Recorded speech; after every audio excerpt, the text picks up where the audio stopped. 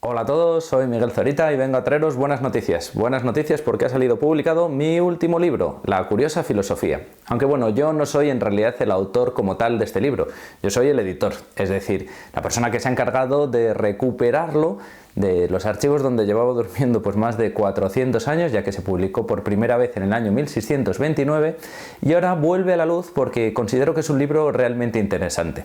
Su verdadero autor, aquí lo tenemos, Juan Eusebio Nuremberg, fue un jesuita que en ese siglo XVII se lanzó a la aventura de hacer una especie de recopilatorio de todo lo que hoy llamaríamos ciencias naturales. Él era profesor de Historia Natural en la Universidad del Madrid de aquel entonces y decide hacer un recopilatorio de una serie de tratados en los que expone todos los conocimientos científicos de esa época. Es muy interesante porque el siglo de oro se ha estudiado desde diferentes puntos de vista, desde el mundo militar, desde el mundo de las artes, la literatura, pero sí que es cierto que el mundo de la ciencia quizás estuviese un poco olvidado en ciertos aspectos.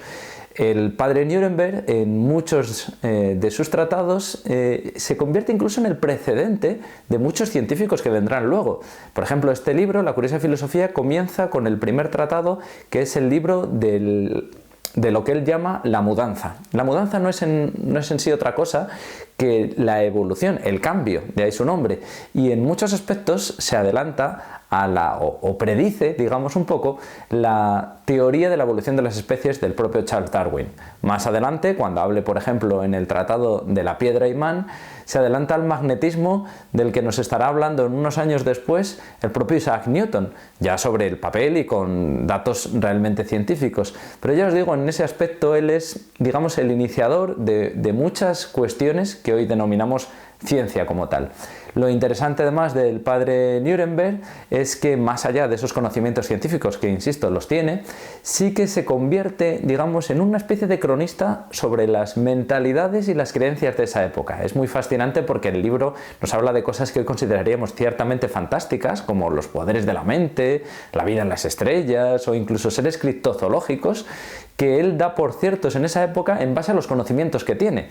Porque además hay que tener en cuenta también que una de las grandes ventajas que tiene Juan Eusebio Nuremberg frente a otros científicos de su momento es que él tiene corresponsales repartidos por todo el mundo, donde le llega información a través de otros compañeros suyos jesuitas que se dedican a evangelizar los rincones más recónditos del mundo, le llega información sobre cómo son las especies animales de aquellos lugares, cómo son las plantas, cómo son algunas de las creencias, en definitiva un compendio de saberes muy diversos y muy entretenidos. Lo interesante además de este libro es que ahora contamos con la ventaja de que nos ofrece una lectura mucho más factible de lo que nos ofrecería el libro original. Pensad que cuando se editó en 1629 no existían reglas ortográficas, no había respeto por parte del cajista de la imprenta, es decir, aquella persona que colocaba las letritas en cuanto al respeto sobre el texto. Si había alguna letra que no encajase bien por espacio, pues se quitaba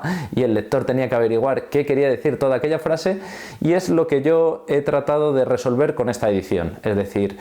hacer una lectura mucho más amena, una lectura que viene acompañada de 500 notas a pie de página, donde explico muchos términos que él usa, por ejemplo, considerándolos cotidianos en aquel entonces, pero que en el siglo XXI no son muy inaccesibles. O, por ejemplo, también una de las cosas más frecuentes en la obra de Nuremberg es que castellaniza todo. Cuando está hablando de científicos como Johannes Kepler, no le llama Johannes Kepler, es Juan Keplero. Y entonces este tipo de cosas las favorece, digamos, o las resuelve esta edición, que ya podéis encontrar tanto en Amazon como en mi propia página web, en miguelzorita.com, donde incluso os lo puedo enviar dedicado. Así que nada más, un abrazo y a disfrutarlo. Hasta pronto.